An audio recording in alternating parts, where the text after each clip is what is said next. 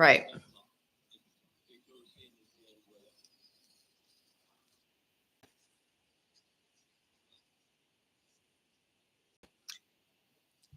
Up, the trial is on.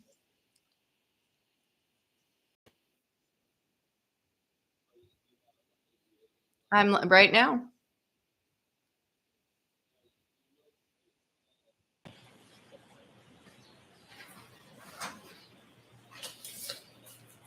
Your Honor, if I may note, 12A is the Ring video from 12 Meadows. 12B is the certification from Ring. And 12C is a clip of a piece, a portion of 12A. That's accurate. Yes, thank you. Thank you. With the court's permission, I'd like to play 12C for the jury. Okay.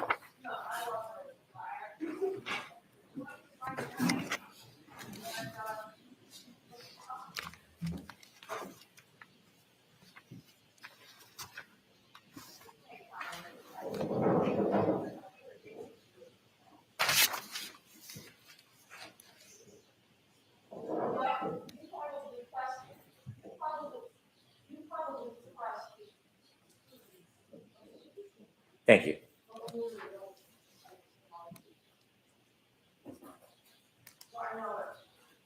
Ms. Roberts, you've seen that video before? Yes, I have. Is that you and the defendant and Ms. McCabe going into Meadows? Yes, it is. When you came out of Meadows, did you have a chance again to look at the defendant's tail light on her Lexus? Yes. When we left the house, she pointed it out to me. Did you stop and get a closer look? Yes, I did. I want you to describe to the jury your best memory of what it looked like. Karen pointed out and said, look, my taillight. And she said, do you think I hit him? And I said, no, I don't think you hit him. What are you talking about? Let's just go find him. But the taillight itself, the piece was missing. And as you got closer, there's a metal sort of square, and one of the pieces was sort of sticking out. And I only remember it because I thought if someone walks by that, they're going to catch their jacket on it. How long of a time did you have to actually look at the taillight? Under a minute. How close were you to the taillight when you looked at it? I was in front of it. I could see. And when you talked about the taillight, you said a piece was missing. Is this the left side or the right side of the Lexus that you saw the piece of the taillight missing? It was the right side, so it was the passenger taillight. May I approach? Yes. This is a key part of the testimony. Kerry Roberts is a prosecution witness, and she's talking about the damage to the tail light on Karen Reed's SUV. Very key piece of Should I information. remain, Your Honor? Sure. Thank you. May I recognize what is in that photo? That is Karen's SUV. Is it similar or a fair and accurate depiction of how you saw the vehicle that morning? Without the snow, I can't be positive, but this square piece was missing, as is in this picture. The photograph you look at is not the car in the snow in the driveway the day you saw it. Correct. Putting that aside, is that a fair and accurate depiction of the damage that you saw to the right rear taillight of Ms. Reed's car that morning? Yes. I move to introduce this as an exhibit, please. Any objection? No objection.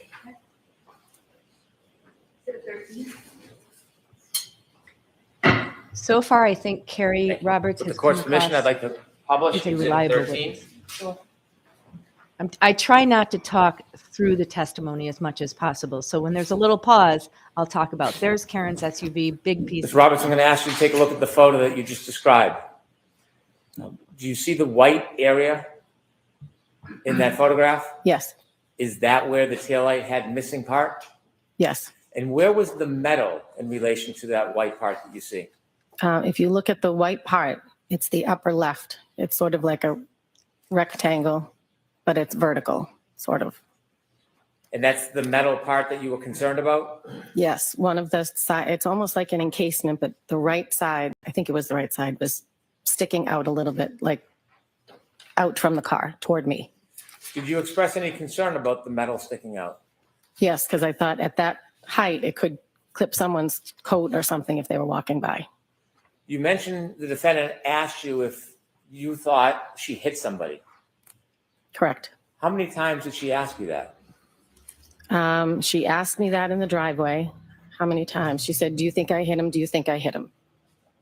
And my answer was, no, I don't think you hit him. I'm sure you hit something because your taillight's broken, but I don't think you hit him.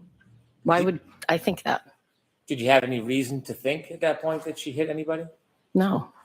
Did she ever repeat that phrase or question in the same or similar manner again that night?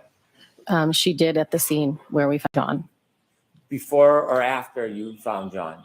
after we found John. Okay, so we'll get to that then. Could we please take that picture down, Ms. Gilman? How far of a ride is it from Meadows to Fairview? I don't know, maybe 8 minutes. So when you left John's house at Meadows and you traveled to Fairview, you said you were driving. Yes. Was there any comments or conversation from the defendant on that ride? There was talk of Bella's mom, who lived near Jen's sister. There was talk, and I said, where is Fairview? And Jen said, it's off at Chapman, so it was near Spring Lane. And I knew of somebody previously that John had dated on Spring Lane, so I brought it up thinking, could he have gone there if he was walking home? I don't know. Karen's jealous. I don't know. I didn't know where he was or why he was missing.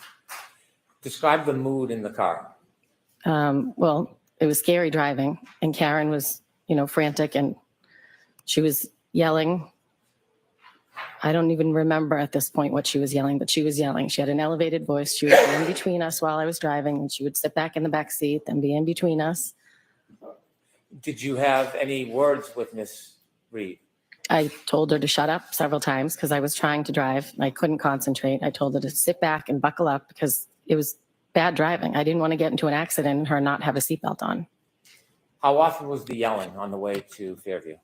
Oh, several times. It was like you couldn't control her. And I was trying to drive in a blizzard. You went down Spring Road before you get to Fairview? No, Spring Lane is before Fairview off of Chapman. And did anything remarkable happen on Spring Lane? I'm sorry? Anything remarkable happen on Spring Lane? No. More of the same? Yes. Now, you mentioned yesterday that when you got to Fairview, the defendant began kicking your door. Yes. When you looked out, you didn't see anything. I did not.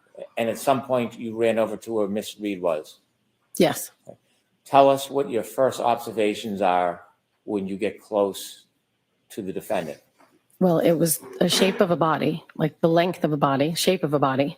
She ran over and I said, oh my God. I jumped out of the car. I ran over and she was lifting up his shirt to try and warm him, I guess. So I went over to his head and I began to dig his head out of the snow.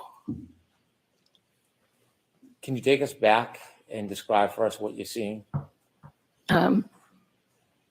His body was completely covered, but his head was completely covered. So I started to dig around his face and his eyes, and his left eye was fine, but his right eye looked like it was huge, like he had something happen to it. And after that, I told Karen to get off him. We were going to start CPR. I had been certified at work through the American Red Cross, so I knew chest compressions were more important. So I started to do chest compressions, and I yelled to Jen and told her to call 911. Karen was trying to do mouth to mouth. I don't know if she knew what she was doing, but I knew chest compressions were more important, so I concentrated on that. I yelled for Jen. I carry blankets. I have 2 kids, so I carry blankets in the car. So I yelled to Jen to get the blankets. I don't know what I thought I was doing with blankets, but I wrapped them around his head, just thinking we're trying to warm him up. He was covered in snow.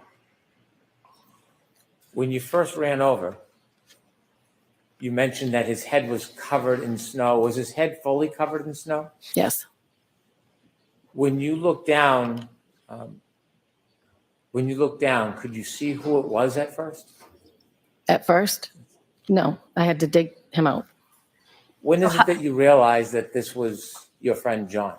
When I cleared the snow off his face. Did you feel his skin? Did I feel what? His skin. Yes. And could you tell us how it felt? It was cold. Like he had been there in the elements for a while. You mentioned that his head was covered with snow before you brushed off the snow. Was other parts of his body still covered in snow? Yes. Can you share with us what you saw? His legs were covered. His arms were by his side. He was on his back.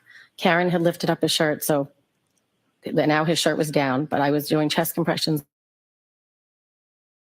so you could see his clothing. He had blood on his head. Was the blood from his nose and mouth or running? I don't think it was running. It was not gushing. You said that you brushed off the snow from John's face. Yes. Did you brush it off from both sides? Yes. Did you brush it off to the extent that you uncovered his entire face and head? Yes. So did you have gloves on? No. Bare hands? Yes. And that's how you felt the temperature of his skin? Yes. When you brushed off both sides of his face, did you ever feel any pieces of glass sticking out of his face? No. Did you ever see any pieces of glass sticking out of his face? I did not. How long did you give chest compressions for to Mr. O'Keefe? Oh, I can't be sure. I would say 4 minutes, 5 minutes while we were waiting for the EMTs. I had Jen take over at one point. And then the EMTs came. So however long it took for them to get to us, 6 minutes. When you were trying to save your friend John, did the defendant say anything? She was just running around screaming, Kerry, Kerry, Jen, Kerry, Jen. Was anything said at that point about her taillight? About what? Her taillight. No, when the EMTs were around and they were working on the body, she was running around and saying, did I hit him? Did I hit him? Is he dead? Is he dead? When you were waiting for the police and EMTs, just briefly, what was the temperature like and the visibility like? The temperature was freezing because I remember at one point I couldn't feel my knees, which is why I had Jen take over. And the wind was still whipping and the snow was still coming down. At some point, did help arrive? Yes, they did. And when help arrived, what did you do? I stood back and watched them work on him. Did you see first responders trying to give first aid to Mr. O'Keefe? Yes. How long were you outside for that morning? At that point, Well, the entire morning. oh, maybe a half hour. When the first responders were trying to save John, what else were you doing? I was calling my husband. I called my mother. When they put him in the back of the ambulance, I then made a call to Mrs. O'Keefe. I think I called Mr. O'Keefe first, but he didn't answer.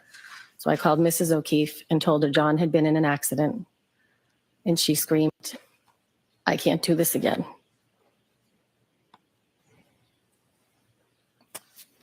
What did you do after that phone call?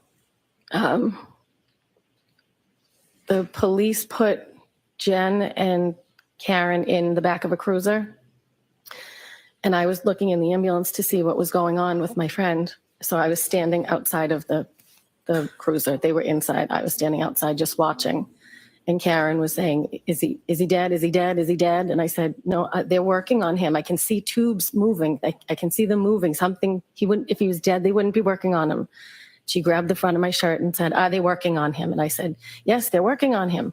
At this point, I think I was in shock. I didn't know what was going on. I didn't think he was dead. I thought they could save him. I knew he was in the EMT in the ambulance with the EMTs. And I was just hopeful that they were going to be able to do more than I could. You said that at one point, Ms. McCabe and the defendant were in a car, and then you mentioned at some point the defendant grabbed you. Did she grab you when she was in the car or out of the car?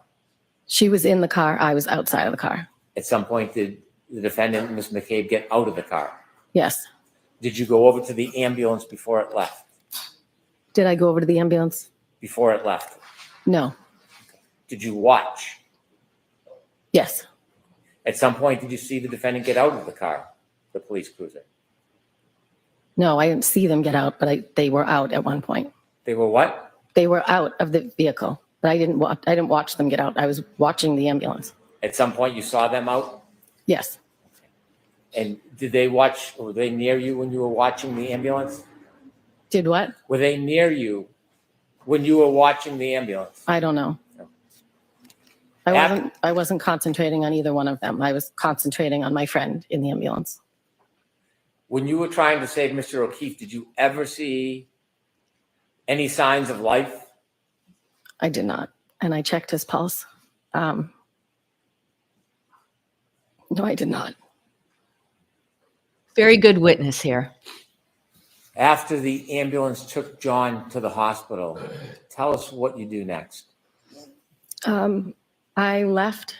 I told Mrs. O'Keefe, I said, I'm going to come get you. She said, well, I'm going to have Braintree Police take me to the hospital, which was in Brockton. And I said, they're not going to take you to Brockton. I will come get you because neither of their cars had four-wheel drive.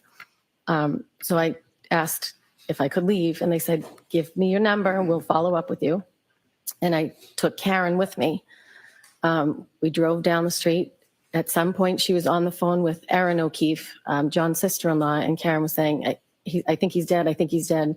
I grabbed the phone and I said, I don't think he's dead. He's in an ambulance. He's been in an accident. At this point, I didn't know what was going to happen. At some point in the car, as we're driving, she was on the phone with her mother. And I think when we were driving, we got all the way to the elementary school. And Karen said to me, if anything happens to John, I'm going to kill myself. You're going to have to take care of the kids. And I said, nobody's dying. Nobody's killing themselves. Let's not think about that. And then one of the officers called me and said, do you have Karen Reed with you? And I said, yes. And he said, could you please turn around and bring her back? Her parents are saying that she's suicidal, so we're going to take her to the hospital and section her. I said, okay. I didn't get far, so I turned around, went back. At some point, she was on the phone with her mother, and I got on the phone with her mother and said, I'm going to be heading to the hospital. Let me give you my phone number. It's the same hospital John's at. I'm assuming they're going to the same. That's where Canton takes everybody. And her mother said, please make sure that they don't let her have her bag. There are things in her bag, medicine I don't want her to have. So I said, okay, I will. So we got back to the house, and she got in the ambulance, and one of the EMTs asked me for her phone. So I handed that over, and I said, the mother wants to make sure that she does not have her purse because there's medication in there that they don't want her to have. Did you see the defendant leave with medical personnel? Yes, I did. Before we move forward, I want to step back for just a moment. Did you see when the medical personnel, the first responders, lifted John from the ground and then put him on a bed? Yes. Shortly after they moved John from the ground and brought him to the bed to bring him to the ambulance, did you go back to where John lay when you first saw him? Yes, I did. Why did you go back to the spot where John was lying when you first saw him? When they lifted him up, there was grass underneath him, and I could see his phone. That's So I important. went over and picked up the phone and the two baby blankets that were left on the ground. So let me ask you, when you went back to where John was lying on the ground, you said you saw grass. There was not snow under him? No, there was not. Was there many inches of snow around that area? Yes. But none where he was lying under him? You said you picked up a couple of items. Yes. Could you repeat that again, what you picked up? I picked up John's phone and two blankets, the blankets that I had Jen get out of the car. What did you do with John's phone when you picked it up from the ground? I put it in my pocket and gave it to a first responder when they came over, or I handed it off to a first responder.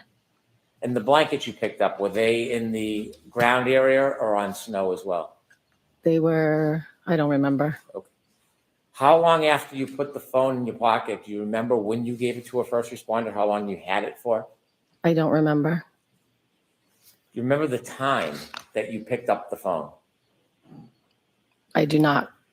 Have you seen video of that event? Yes. And does that video have times when you went over and picked up that phone? Yes, but I don't remember. Somewhere around 6:12, 6:19. And you don't know how long you kept it in your pocket before until you gave it to a first responder? I do not. At some point, did you get in your car during that morning before you left and drove from the scene? Yes. Do you know if John's phone was still in your pocket when you first got into your car? I don't know. Was your car heated that morning? Did you keep Yes. it running? Yes. And was the I heat on? think I kept it running the whole time. I don't even think I shut it off. I see. I want to now step forward to where you left us when you said that you had spoken to John's mother, Peggy. And did you decide what you were going to do next?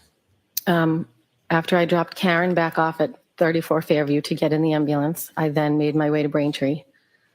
Barely.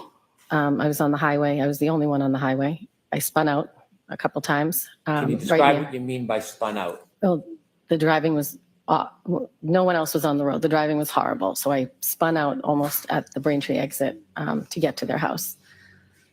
And then I got to the O'Keefe's house and I said, we are not taking the highway back to Brockton. We're going back roads, which is a much longer way, but there was no way I was putting us in the car on that treacherous.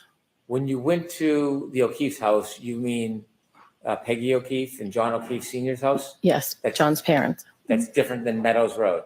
Correct. When you got to the home, did you go in? Yes, for a second. They were ready and waiting for me. They wanted to get to the hospital. When you say they, can you tell us who was waiting for you? John's parents, Mr. and Mrs. O'Keefe, were waiting. What happens next? Mr. O'Keefe said something about a Dr. Rice and that they were trying to warm John up. We got into the car. Mr. O'Keefe got in my passenger seat. Mrs. O'Keefe got in the back seat. Mrs. O'Keefe's niece worked at Good Samaritan, so we were trying to get in touch with her to see if we were going to be allowed in because there's still COVID restrictions. John's brother was already on his way there. And Mr. O'Keefe at some point said, he's gone, Peg. And he slammed his hands on the dashboard. But they didn't actually know if he was gone yet. At one point, Karen called me from the ambulance. And on the phone, Mrs. O'Keefe said, Karen, what happened? And she said, I left him at a party. And Mrs. O'Keefe said, and you just left him? And Mr. O'Keefe said, all right, that's enough. She's been through enough. Then we hung up with her. I said, we're on our way to the hospital. Let me ask you a question. When the defendant said that she left him, did she say whether she left him outside or inside? No, Was the question, follow-up question, never asked? no. That's interesting. Was there any other conversation with the defendant at that point? Not in the car, but when I got to the hospital, she called me multiple times from the hospital room. We'll get to that. Okay. How long did it take for you and the O'Keefes to get to the hospital? I would say maybe 45 minutes to an hour. Share with us the mood in that car. I think I was in shock, and I think they were in shock. There wasn't, other than talking to Mrs. O'Keefe's niece, trying to find out if we could go in for COVID reasons, there wasn't much talk. When you finally get to the hospital, take us through your first steps. What happens? We finally get to the hospital. We walked in. Paul, John's brother, was there. We went over to him, and then Susanna, Mrs. O'Keefe's niece, came out from her office and offered to take me to the bathroom to wash up because I had blood all over my hands. So I went into the bathroom and I asked her afterwards if she could take me to the chapel so I could say a prayer. So she did. She took me to the chapel. And then when I came out, she took me into her office and explained to me that a Dr. Rice was going to come talk to the family and take him into an office and talk to the family. And then the family would be able to go see John. Did you get a chance to see John? I did. Would you be willing to tell us a little bit about what you saw? Objection. I waited in the waiting area. I spoke to my mom. Phone calls were coming in because people had heard what happened. And Mrs. O'Keefe, the family went in to see Dr. Rice. I watched them go in. I watched them walk down a hallway. And then when they came back out, Mrs. O'Keefe told me he was gone. Objection. Strike that statement. Without telling us what anybody said to you, please just share with us what you saw. I went into the hospital room, and John was in a neck brace. At this point, there was a trail of blood going toward the the gurney or the bed that he was on. This time, both eyes were filled with blood. They looked like raccoons. That's the only way to describe it. I thought he was going to look better seeing him in the hospital because he had been worked on, but he was not. There was much more blood. Were there any other ways that John looked different in the hospital than when you first brushed the snow off his face in the front of Fairview? When I brushed the snow off his face, his left eye was fine. It had an ice cube on it that I pulled off, but the right eye was out to here, like a golf ball. When I got to the hospital, both eyes were swollen with, it looked like blood. They looked purple. Your Honor, may I approach? Yes. May I quickly approach sidebar? Okay.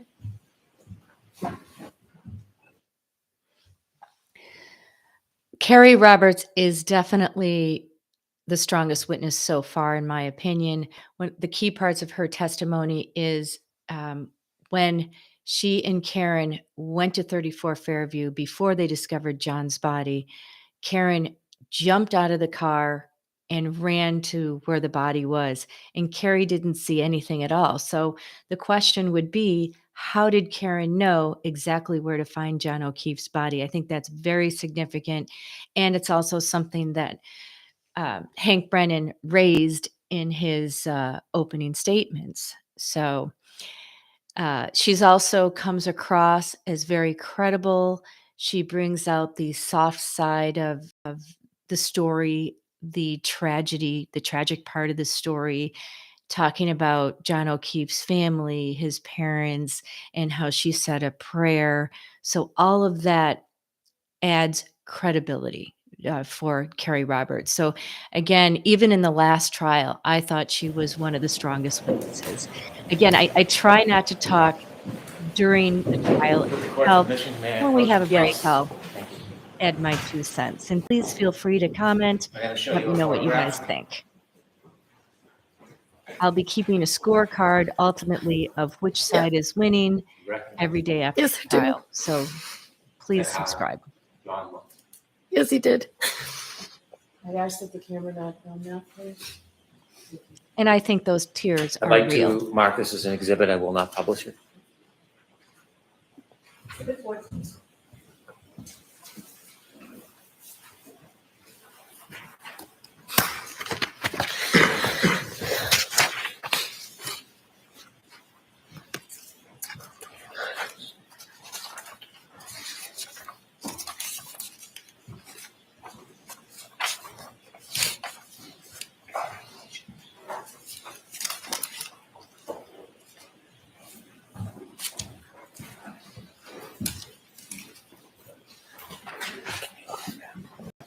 May I approach Your Honor? Yes.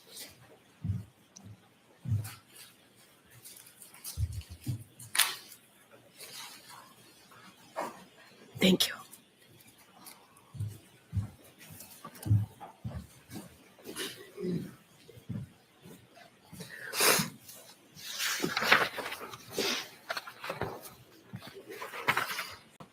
Are you ready?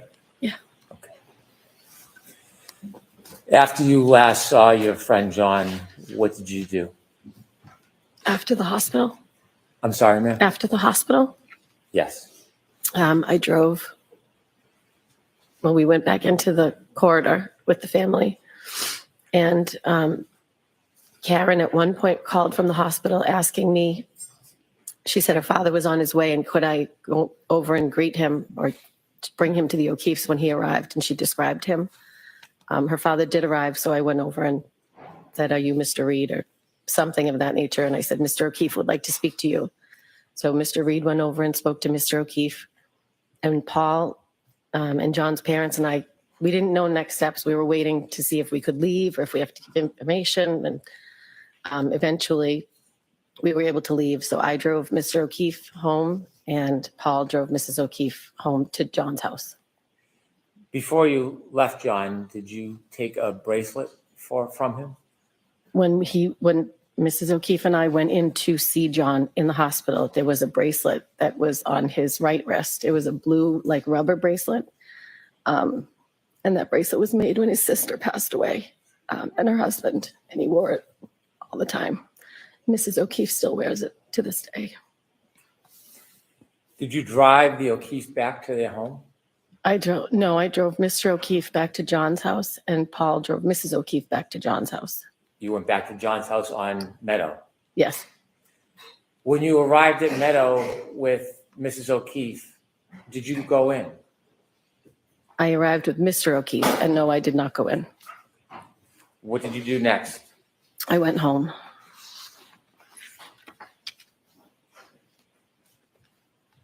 At some point after you went home, did you return to the O'Keefe residence or Meadows? Not that day. The next day I did. Where did you go? Where did I go? Yes. I went to go to see the family the next day. And where were they? They were at John's house at Meadows. So they were then staying at John's house at Meadows Yes. with them? Yes, I did. Why did you do that? Because my friend had just died and I wanted to be with the family. Were there other people that were coming and going? Yes. Describe the level of traffic of people coming and going to Meadows that next day. There were people coming from all over. John's friends, people from Canton, people we went to high school with. There was people coming in and out, dropping off food. When you were there the next day, how long did you stay for? Several hours. Maybe like 2.5, 3 hours. Did you ever see the defendant there? I did not. Now, you told us that you had only met Miss McCabe once before that night. Yes. And after that night, shortly after what happened, did you speak to Miss McCabe again? Yes. How often? Very often. We wanted to know what happened to our friend, so she would call me. I'm going to allow that. Not what you said. Next question, please. Would you speak to her on the phone often, Yes. regularly? Yes. And so things changed Yes. after that moment. Yes. Did you start to see her in person, Yes. spend time with her? Yes. For somebody who was not your friend, why did you, at this point, form this close bond? I think because we went through something horrific together. We bonded over it. Mrs. O'Keefe at one point did say, you two need to sit. Assisting. Did you ever write down a list of things that had happened to try to remember? Yes. When you were spending time with Miss McCabe, did you become friendly? Yes. Friends? Yes. How close of friends did you become? She to this day is a close friend of mine. To this day? Yes. When you were at the scene, when you were trying to help John, there were police officers and first responders? Yes. Now, you're from that area? Well, yes. I'm from Canton, but not that side of town. And you are active in the community at all? Yes. Sports, children? Yes. Yes. Do you know a lot of people from Canton? Yes. Did you know any first responders? Yes. Who did you know that you saw that night as a first responder? That morning. Yes, I'm sorry, that morning. Mike Lank is my friend's daughter's father. No, my daughter's friend's father. I'm sorry. Your daughter's friend's father. And Yes. does he have children that are friends with your daughter? Yes, his daughter is friends with my daughter. How close are his daughter and your daughter? There's a group of 5 or 6 of them that are best friends. Are you on a first name basis with Mr. Lank? Yes, When you saw him that morning, did you recognize him? I did. Did you speak to him? I said, Mike, is that you? He said, yes. That was it. Are you friends with Mr. Lank's wife? I am. How often had you been to their house with the children or on your own before that day, before that morning when you found John? Well, often when the kids can't drive. So when they do sleepovers or whatever, you drop them off, pick them up. Your children would sleep over each other's house? Yes. So you had a friendly relationship with Mr. Lank before you found John? Yes. And do you continue to have a friendly relationship with him? Did what? Do you continue to have a friendly relationship with him? Yes. Did you go to his house the day after you found John? I did. Who were you with? Well, Jen and I had gone to the O'Keefe's house together with, I don't know if it was one or two of her daughters and both of my kids. And then when we were leaving, my daughter said, "Can you drop me off at Mike Lank's daughter's house?" So I dropped her off. And did you do that? You dropped her off? Yes, I did. When you dropped her off at the Lank house, did you speak to anybody? His wife came out and got into the back seat just to find out how I was and how the O'Keefes were and How were you? how were they? How were you? Oh, I was not well. And did you have a long conversation with Mr. Lank's wife? Yes, Was Miss McCabe with you? yes, After you left the Lank house, you left your daughter at the house? yes, You remained in the car? yes. At some point, did you speak to Mr. Lank's wife again? Yes, Are you friendly with her? yes. Did you ever try to get information, inside information about this case? No, After this case began, did you ever come to court? did I ever come to where? To court. Yes, And what was the reason you came to court? to support the O'Keefe family. At some point, did you stop coming to court? And I don't answer just yes or no. Yes, Okay. Were you aware or watching about any type of news or publication on this? yes, As you were watching and learning information, did you begin to contact people at the district attorney's office? yes, I did. Did that include victim witness advocates? Yes, Did it include law enforcement assigned to the case? Objection. The form of the question, I'm sustaining the objection. Who did you contact? specific names? Yeah. Steve Nelson, my victim advocate, Yuri Buchanan, who was a state trooper, and at one point I contacted Michael Morrissey's office.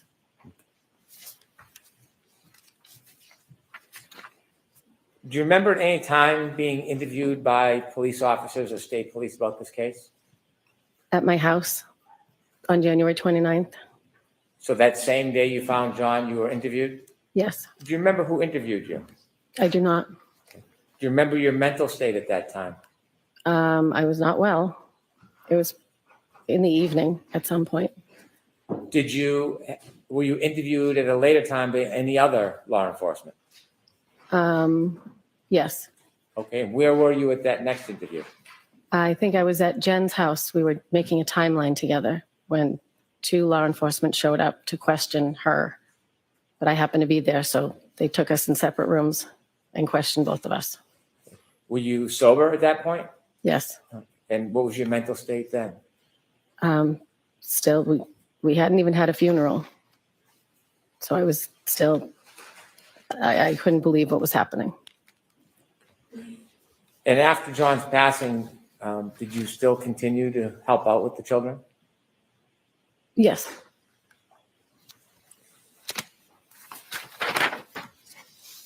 With the court's permission, I would like to play an exhibit that's already in evidence. Okay. It's Exhibit 4. Now, the Before strategy, you start it, ma'am, I'm going to show you a video from the scene that night, okay? the strategy here is to show that Ms. Roberts is an unbiased witness, and naturally, she would be talking to people about this tragedy, including the police. So he's trying to soften the blow for cross-examination. Ms. Gilman, is this sound? And, Thank you. and this is, again, the video from the scene Could we start at 6:09:50, please? when they arrived at 34 Fairview. That's the home of Boston Police Officer Brian Albert. They're looking for John the next day.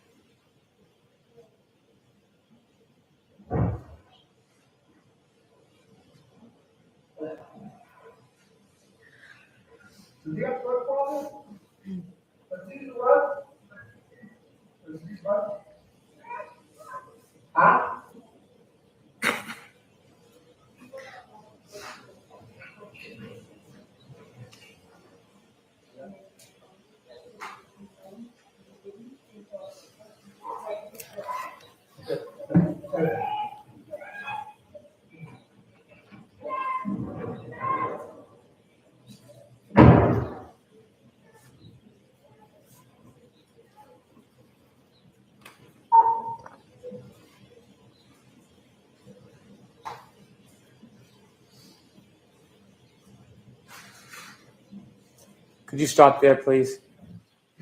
Ms. Roberts, do you see yourself in that video? Yes, And where were you in that video? I'm over near the flagpole. What were you doing in that video before you stood up? I think I was picking up the phone and the blankets at that point. You see the first responders getting there? Yes. Okay. Continue, please.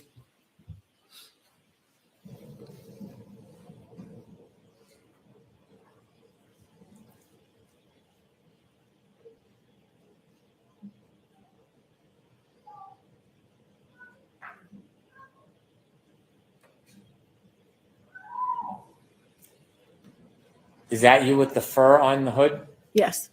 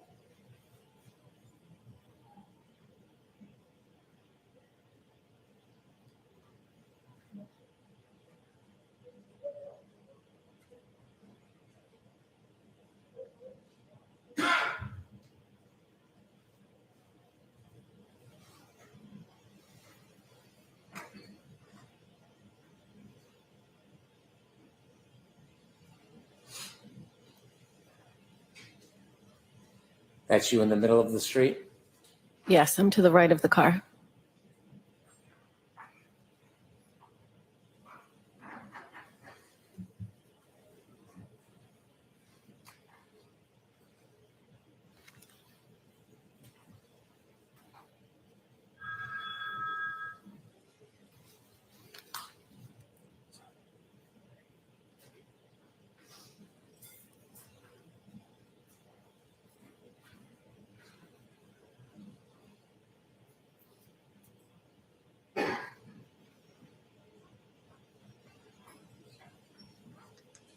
Could you stop for one moment, please? Ma'am, you see the other two people in the middle of the screen right now? Do you know who they are? That's Karen and Jen McCabe. Do you see the proximity or the closeness between them? Yes. You are not close to Jen McCabe in this video. No, Is there a reason why? I didn't really know her. And Karen was running around like you saw. I didn't want to be near her. I just found my friend. Okay. Could you continue, please, to 6:15? You can let it run, please.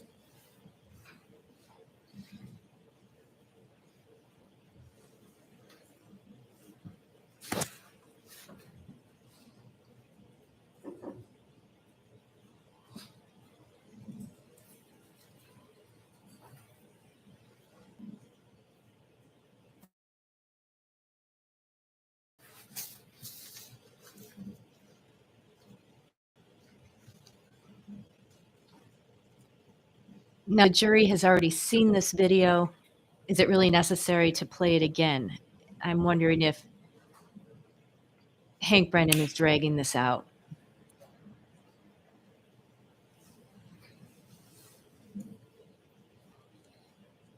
Stop, please. Thank you. Ms. Roberts, is this when the first responders were moving John from where he was laying? Yes. Please continue.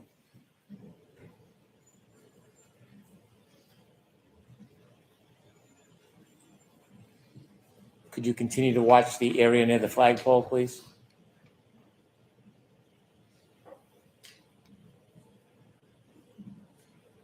Oh.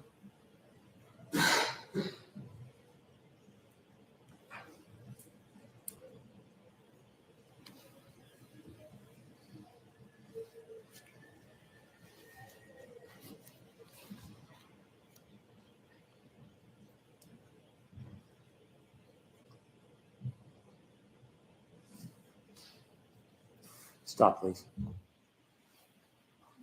That last 15 or 20 seconds of video, did you pay attention to that, Ms. Roberts? Yes, that was the moment that I picked up the phone and blankets, not before. I don't know what I was doing before when you asked me. And that location where you picked up the phone and blankets, was that where John was lying? Yes, it was. And is that where you saw the ground that did not have snow? Yes, it was. At that point, had you put the cell phone in your pocket? Yes.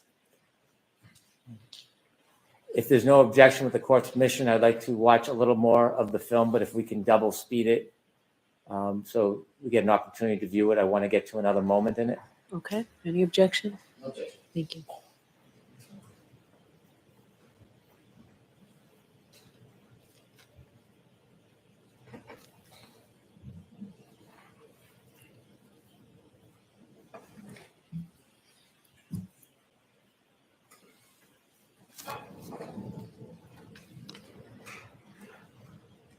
Around 16, 17 would be fine, Ms. Gilman.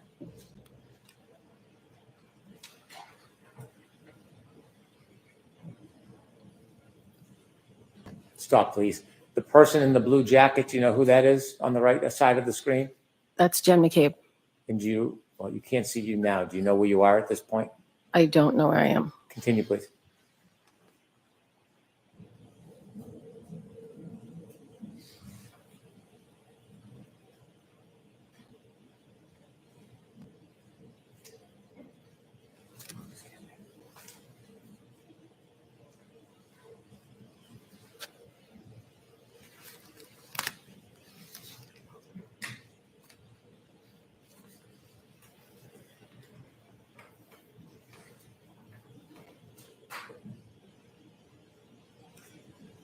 What are you doing, Ms. Roberts?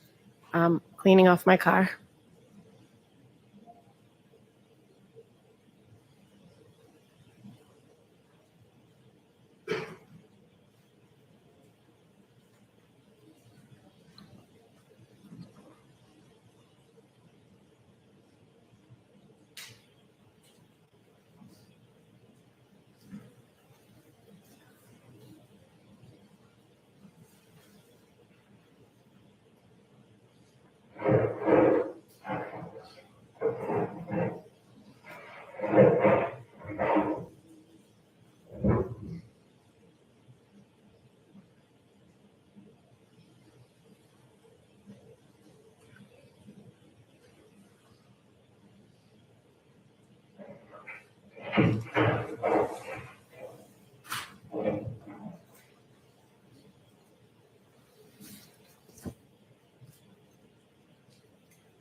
Could you please stop? Did you mention at some point you went back and the defendant, Ms. McCabe, were in a car? They were in a police car at some point. Did you do anything with them when they were in that car? At one point, Karen asked us to say a prayer, to pray. So we said a prayer. Was it before or after this moment on the video? Do you know? I don't know. Okay. If you could continue, please.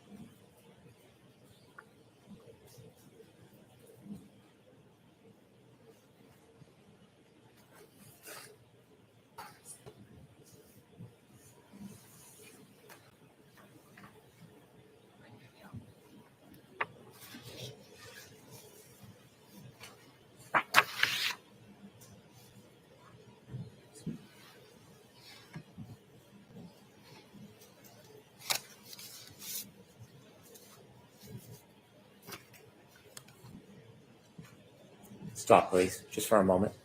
Do you know where you are at this point, Ms. Roberts? No. Okay. If you can continue, please.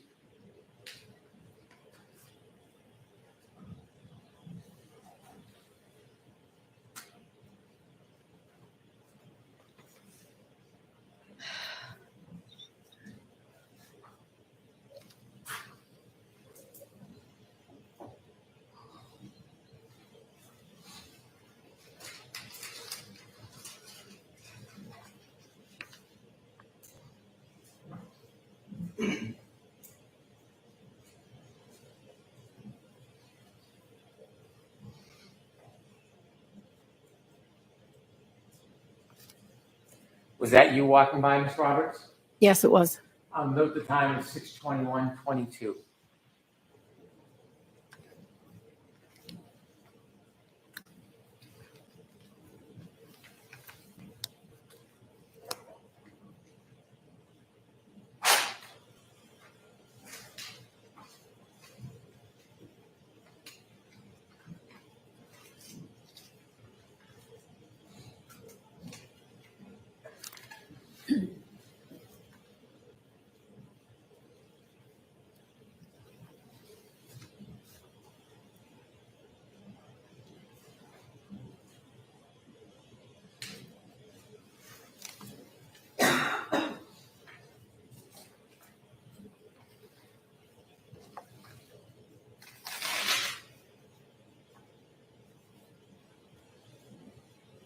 you know where you walked?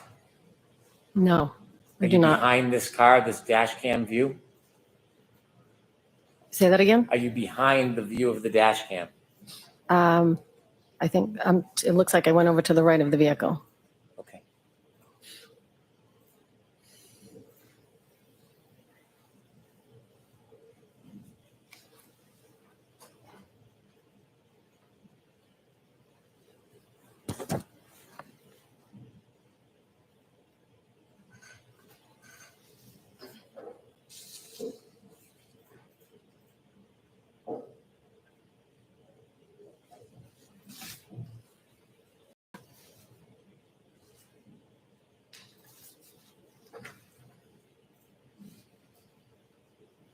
Stop, please. This is, for the record, 6:23:08. At 6:23:08, you still beside or behind the view of this car? I believe so. And do you know where Ms. McCabe is at this point, No, or the defendant? no. Please continue.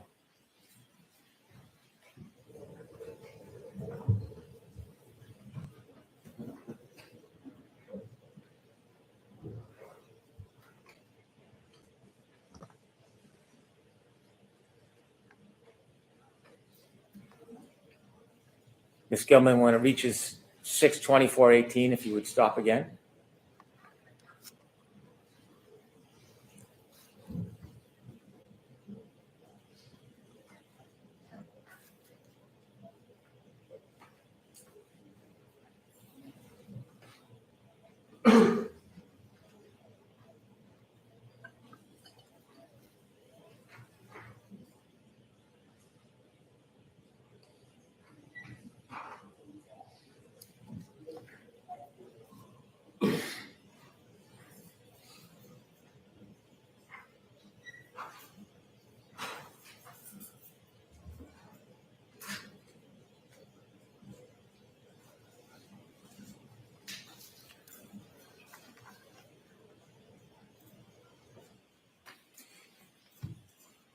At this time, 6:24:18, are you within view of this camera angle? No, Where do you think you are in relation to this camera angle at this point? I'm still either to the right or behind the dash camera. And do you see the defendant or Ms. McCabe in this view? No, And this is at 6:24:18. Could you continue to 6:26:25, Ms. Gilman?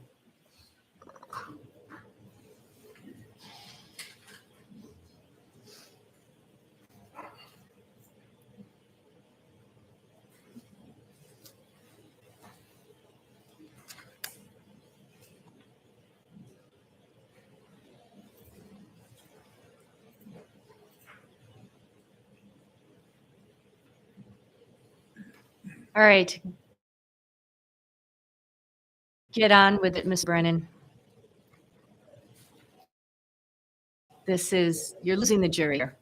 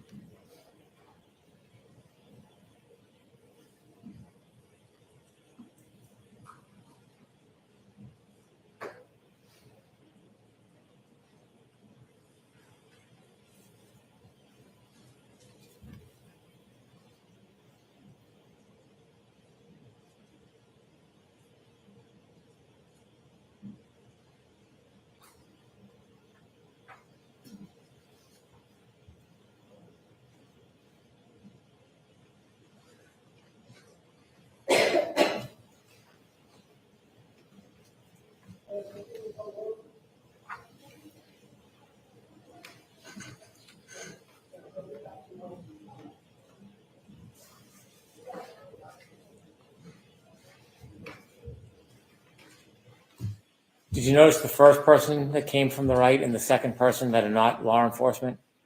That was myself, and I think that's Jen McCabe. 62625. Continue, please.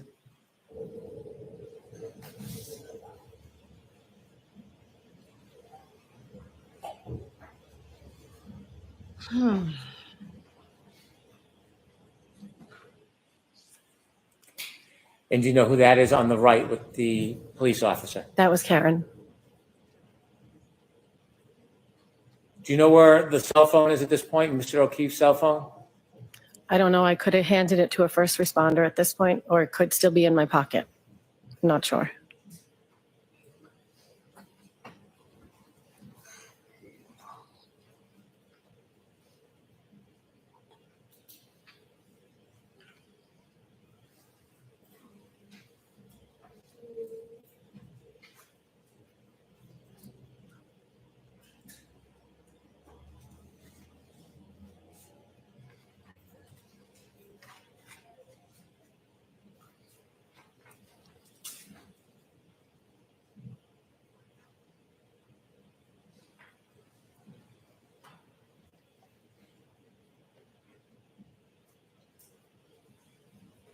Ms. Gilman, if you could next stop at 63448.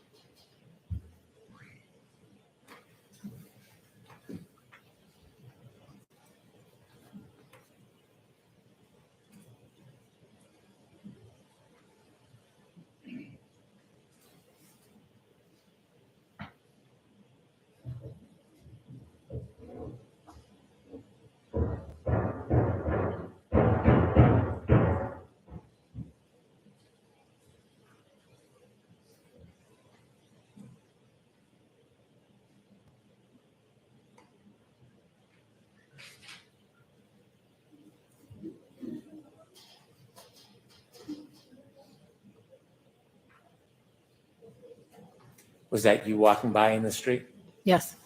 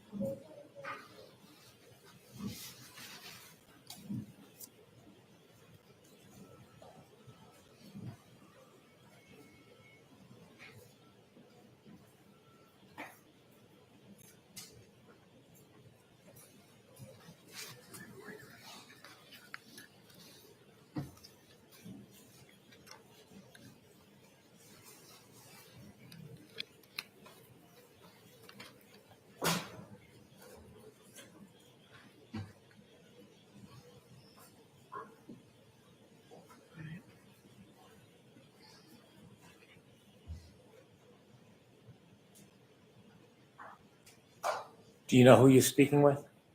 I don't know.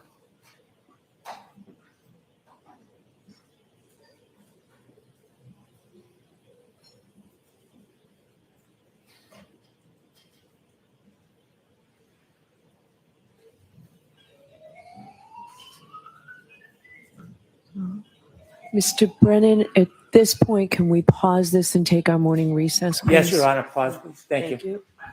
Folks, why don't we take 15, 20 minutes? Court, all rise, please. Jurors, close your notebooks, leave them on the chairs, and follow me. You are muted. So again, my assessment overall is that Kerry Roberts presents as a very strong witness. She's unbiased. She wasn't great friends with Jennifer McCabe before this.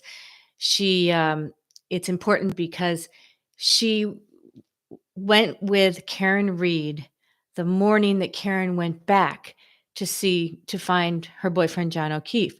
Karen pointed out the taillight. Look, my taillight is cracked. And Kerry went around to the back of the SUV and said, I really noticed it because it looked sharp, like somebody could catch their clothes on it. So I think that was significant. She was very credible when describing that detail. And then, of course, when they go back to 34 Fairview, and Karen immediately panics and like, stop the car, stop the car. And she jumps out and she runs over to where John's body is, the exact spot. Right there. She uncovers him. And Kerry said, I didn't see a body in the snow. I didn't see anything. I didn't know what she was talking about. Because remember, it had been snowing like crazy. And John was covered in snow at that point. So they practically had to dig him out. So how did Karen Reed know exactly where to find him? And remember, it was in the very corner of 34 Fairview, not right near the driveway or anything. It was way in the corner near a flagpole. So I think that's very suspicious. And again, this is one of Hank Brennan's strongest witnesses. So right now we are in a recess. So we'll be waiting until the trial resumes.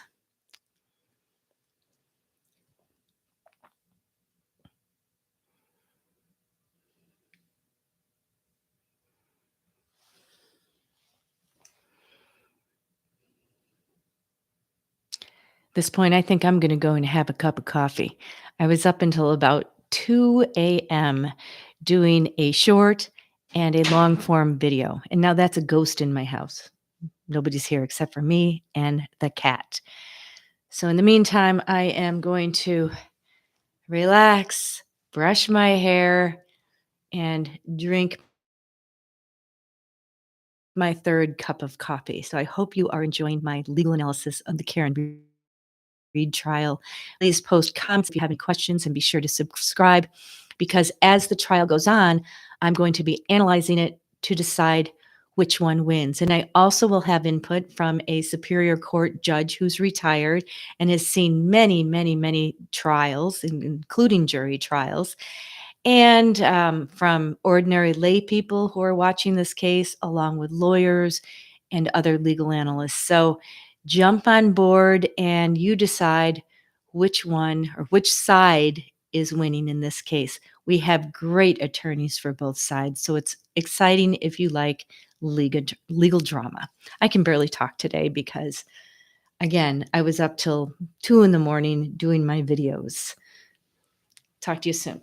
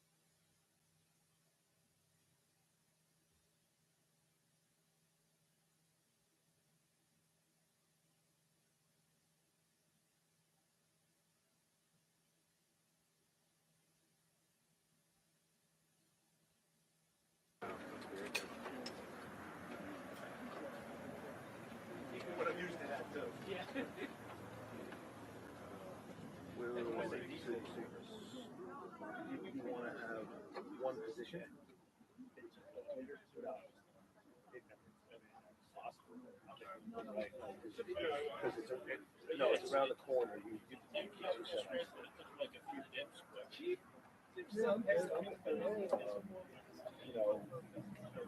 Yeah.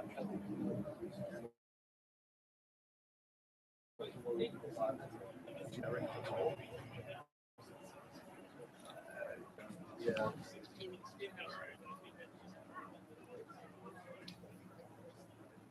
City Victory. Okay, I'll, where, do you know where you are? I do, and I believe